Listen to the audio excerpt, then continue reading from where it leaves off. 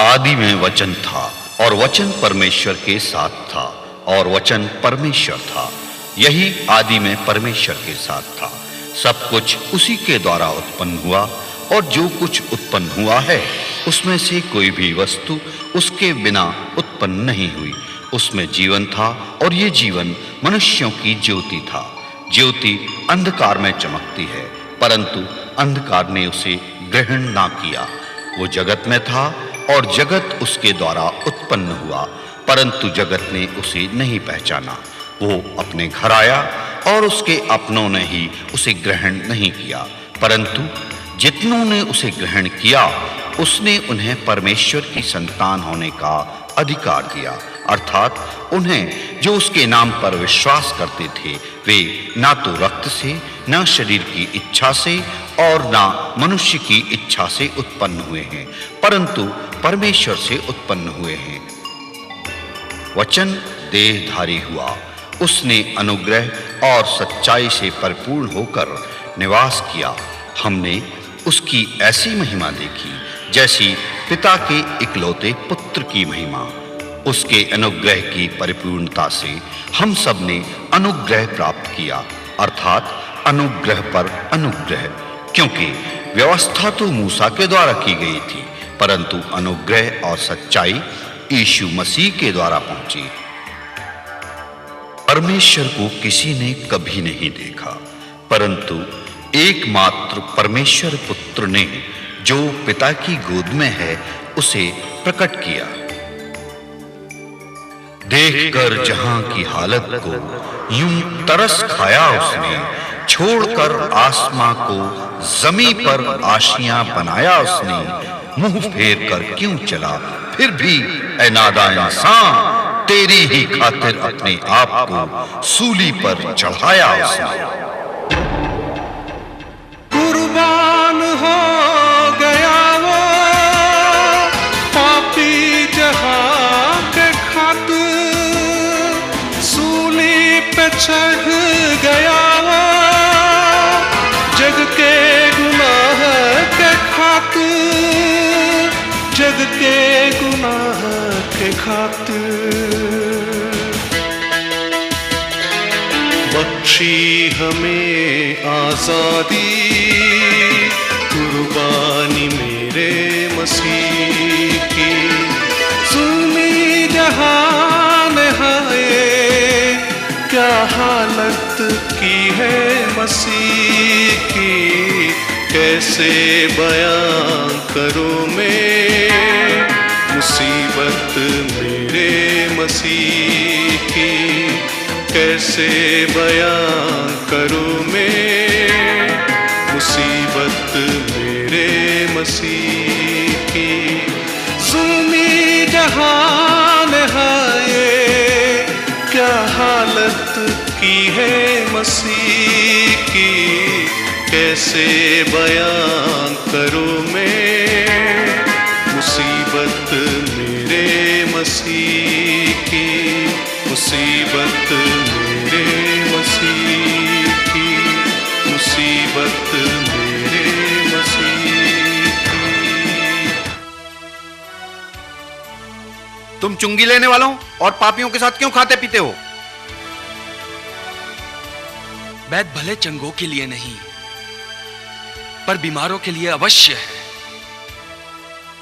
तुम जाकर धर्मशास्त्र के इस वचन का अर्थ समझो। मैं बलिदान नहीं परंतु दया चाहता हूं। मैं धर्मियों को नहीं परंतु पापियों को बुलाने आया हूं। यूहन्ना के चेले तो बराबर उपवास रखते और प्रार्थना करते हैं, और वैसे फरीसियों के भी, परंतु तेरे चेले तो खाते पीते हैं। क्या तुम बारातियों से जब तक दुल्हा उनके साथ रहे उपवास करवा सकते हो?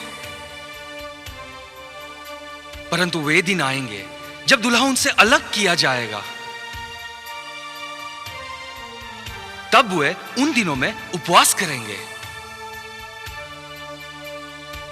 कोरे कपड़े का पैबंद पुराने पहनावे पर कोई नहीं लगाता, क्योंकि वह पैबंद पहरावन से और कुछ खींच लेता है। और कोई नया दाखरस पुरानी मशकों में नहीं भरता, नहीं तो नया दाखरस मशकों को फाड़कर बह जाएगा और मशकें विनाश हो जाएगी। परंतु नया दाखरस नई मशकों में भरना चाहिए। कोई मनुष्य पुराना दाखरस पीकर नया नहीं चाहता, क्योंकि वह कहता है कि पुराना ही अच्छा है।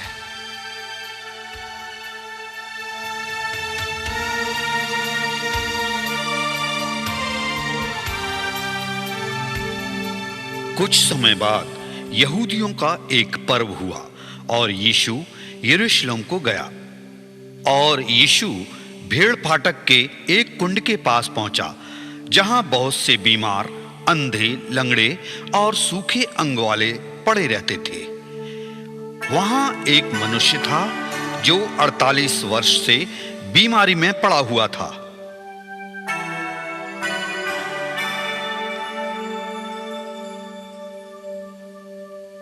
क्या तू चंगा होना चाहता है?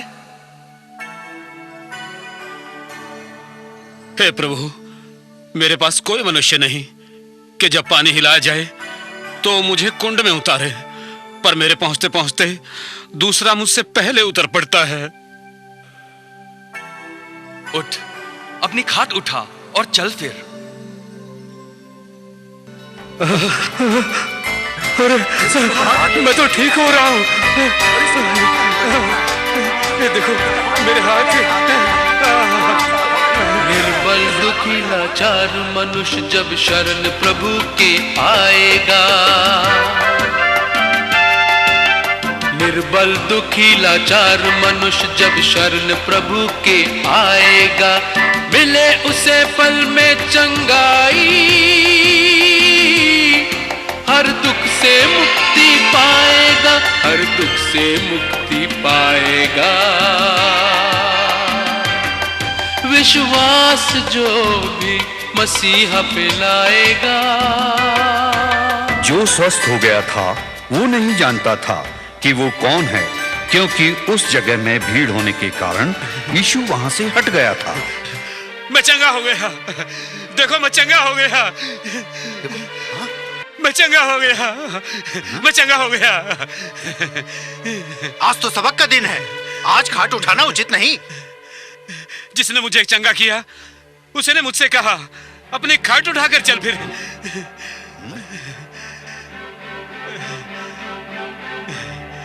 वो कौन मनुष्य है जिसने तुझसे कहा खाट उठाकर चल फिर? वो है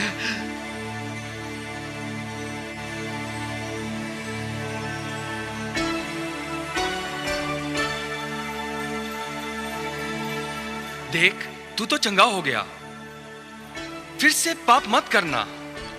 ऐसा ना हो कि इससे कोई भारी विपत्ति तुझ पर आ पड़े। सुनो, ये कौन है? इन्हें नहीं जानते? ये यीशु हैं। यीशु?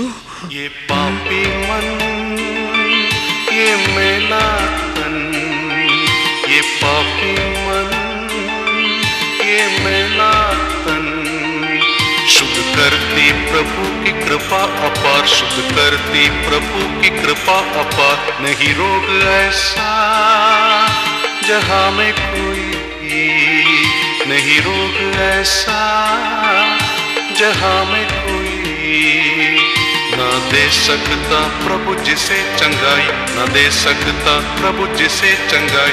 ये पापी मन।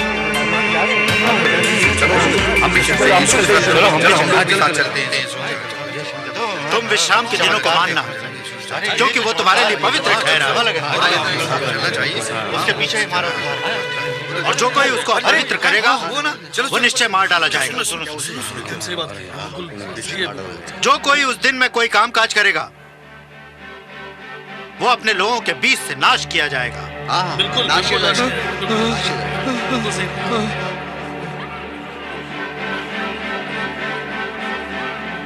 यहोवा यूं कहता है कि सावधान हो जाइए, विश्राम के दिन कोई बोझ ना उठाओ, हाँ सही कह रहे बिल्कुल सही। हाँ और ना ही कोई बोझ यरूशलेम के भीतर ले जाओ। एकदम सही कहा ठीक है और क्या बिल्कुल ही जी हाँ बिल्कुल सही बात। और क्या मेरा पिता अब तक काम करता है और मैं भी काम करता हूँ। ऐसा नहीं हो सकता। तो बहुत सही बात है। बिल्कुल सही कह रहा। इसके लिए हमें उसे मार डालना चाहिए। हाँ ये सबत की विधि को तोड़ रहा है। हाँ बिल्कुल तोड़ रहे हैं। बिल्कुल नहीं करना चाहिए। हाँ और वो परमेश्वर को अपना पिता कहता है। कैसे कह सकता है भाई? ये सही बात है। वो अपने आप को परमेश्वर की बराबरी में कैसे कह सकता है? कैसे कह सकता है? कैसे कह सही बात सकता है? है। सही बात है। कैसे कह सकता है? सारे नहीं बिल्कुल नहीं हो विधि को सकता। तोड़ रहा है ये। मैं तुमसे सच सच कहता हूँ, अरे भाई दिमाग कमाल है। पुत्र आपसे कुछ नहीं कर सकता, केवल वह जो पिता को करते देखता है, क्योंकि जिन जिन बातों को वह करता है उन्हें पुत्र भी उसी रीति से करता है, क्योंकि पिता पुत्र से प्रीति रखता है और जो जो काम वह आप करता है वह सब उसे दिखाता है और वह इनसे भी बड़े काम उसे दिखाएगा ताकि तुम अचंभा करो।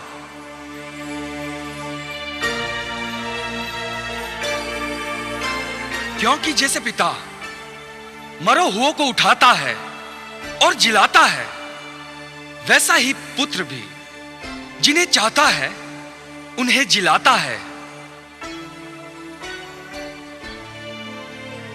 और पिता किसी का न्याय भी नहीं करता,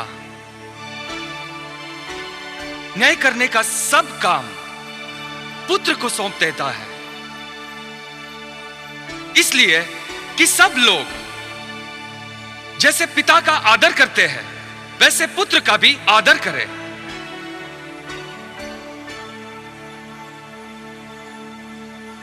जो पुत्र का आदर नहीं करता वह पिता का जिसने उसे भेजा है आदर नहीं करता।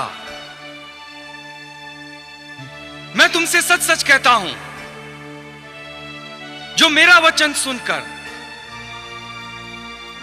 मेरे भेजने वाले की प्रतीति करता है, अनंत जीवन उसी का है और उस पर दंड की आज्ञा नहीं होती, परंतु वह मृत्यु के पार होकर जीवन में प्रवेश कर चुका है। मैं तुमसे सच सच कहता हूं, वह समय आता है और अब है जिसमें मृतक परमेश्वर के पुत्र का शब्द सुनेंगे और जो सुनेंगे वही जिएंगे।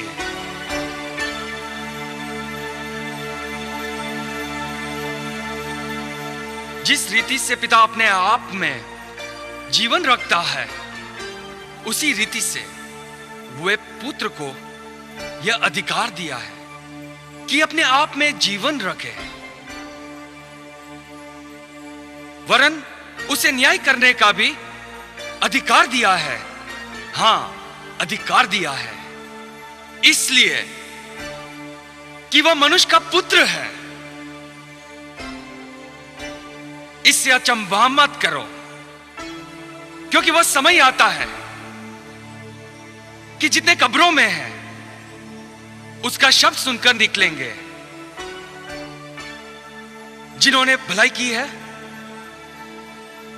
वे जीवन के पुनरुत्थान के लिए जी उठेंगे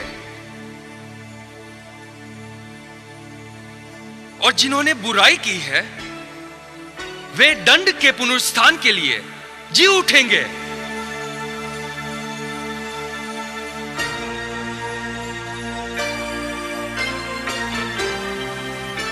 मैं अपने आप से कुछ नहीं कर सकता, जैसा सुनता हूं वैसा न्याय करता हूं और मेरा न्याय सच्चा है, क्योंकि मैं अपनी इच्छा नहीं परंतु अपने भेजने वाले की इच्छा चाहता हूं। यदि मैं आप ही अपनी गवाही दूं तो मेरी गवाही सच्ची नहीं। एक और है जो मेरी गवाही देता है, और मैं जानता हूं कि मेरी जो गवाही देता है वही सच्ची है। तुमने यूहन्ना से पूछवाया और उसने सच्चाई की गवाही दी है, परंतु मैं अपने विषय में मनुष्य की गवाही नहीं चाहता। तो भी मैं ये बातें इसलिए कहता हूं कि तुम्हें उद्धार मिले।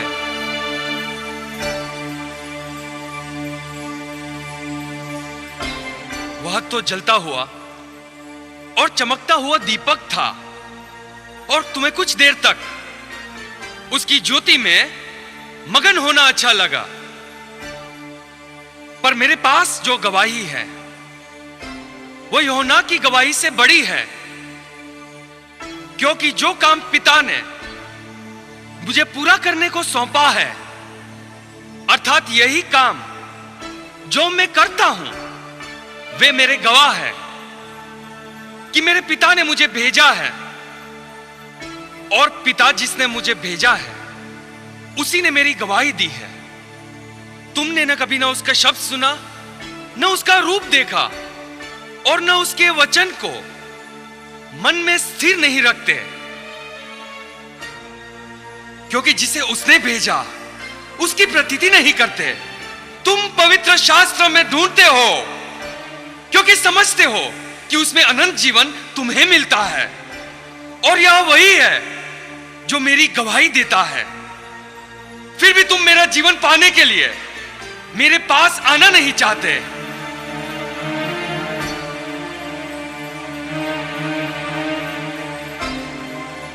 मैं मनुष्यों से आदर नहीं चाहता, परंतु मैं तुम्हें जानता हूं कि तुम में परमेश्वर का प्रेम नहीं है। मैं अपने पिता के नाम से आया हूं और तुम मुझे ग्रहण नहीं करते। यदि कोई और अपने ही नाम से आए तो उसे ग्रहण कर लोगे। तुम जो एक दूसरे से आदर चाहते हो, और वह आदर जो अद्वैत परमेश्वर की ओर से है, नहीं चाहते, किस प्रकार विश्वास कर सकते हो? यह न समझो कि मैं पिता के सामने तुम पर दोष लगाऊंगा। तुम पर दोष लगाने वाला तो है, अर्थात मूसा, जिस पर तुमने भरोसा रखा है, क्योंकि यदि तुम मूसा की प्रतीति करते तो मेरी भी प्रतीति करते, इसलिए कि उसने मेरे विषय में लिखा है। परंतु यदि तुम उसकी लिखी हुई बातों की प्रतीति नहीं करते तो मेरी बातों की क्यों कर प्रतीति करोगे? तब यीशु वहां से अपने चेलों के साथ गलील को चला गया।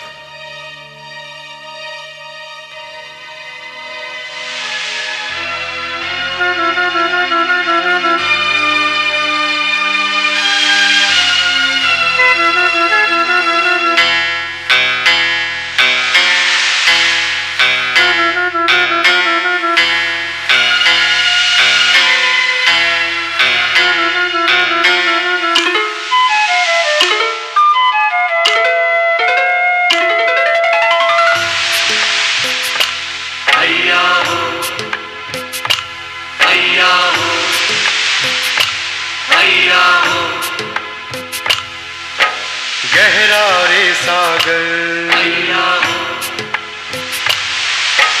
लहरों की हलचल,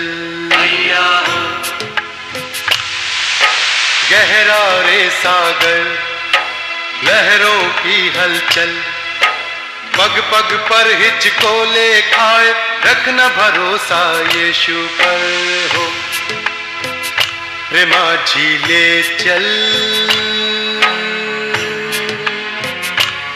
नैया हौले हौले रे माझी ले चल, नैया हौले हौले।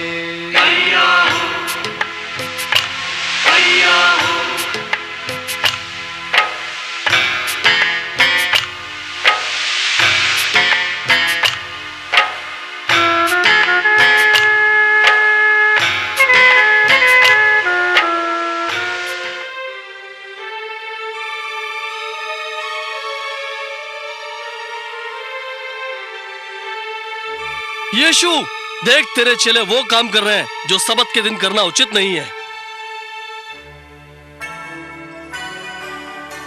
क्या तुमने नहीं पढ़ा कि जब दाऊद और उसके साथी भूखे थे तो उन्होंने क्या किया? परमेश्वर के भवन में जाकर उसने भेंट की हुई रोटियां खाई, जिसे खाना न तो उससे और न उसके साथियों को उचित था, पर केवल याजकों को उचित था। तुमने व्यवस्था में नहीं पढ़ा कि याजक सबत के दिन मंदिर में सबत के दिन की विधि को तोड़ने पर भी निर्दोष ठहरते हैं। पर मैं तुमसे कहता हूं कि यहां वह है जो मंदिर से भी बड़ा है। यदि तुम इसका अर्थ जानते हो कि मैं दया से प्रसन्न हूं, बलिदान से नहीं, तो तुम निर्दोष को दोषी न ठहराते। सबत का दिन मनुष्य के लिए बनाया गया है, न कि मनुष्य सबत के लिए। इसलिए मनुष्य का पुत्र सबत के दिन का भी स्वामी है।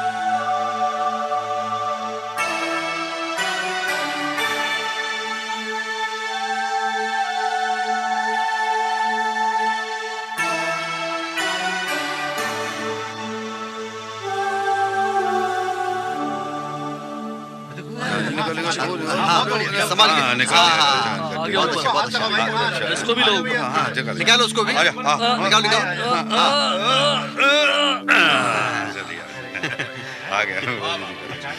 शाबाश, बहुत अच्छा काम किया। परमेश्वर तुम्हें आशीष दे। हाँ, वैसे अच्छा काम किया।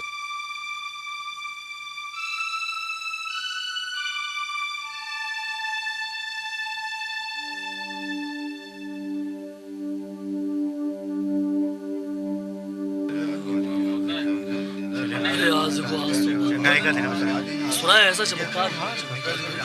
यीशु आ जाए तो पता चला चमत्कार। यीशु आ गया, यीशु आ गया।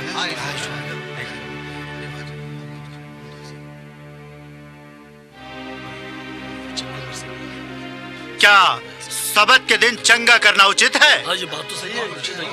आवाज तुझको दे रहा है, गुनहगार आजा। मार्ग हूँ मैं मुक्ति का, आ तू मेरे पास आजा। ऐसी बुलाहट है तेरे लिए मेरे प्रभु की आस। कलवरी से बह रही है खून की जो धार। ये है मेरे लिए मेरे मसीहा का प्यार। कलवरी से बह रही है खून की जो धार।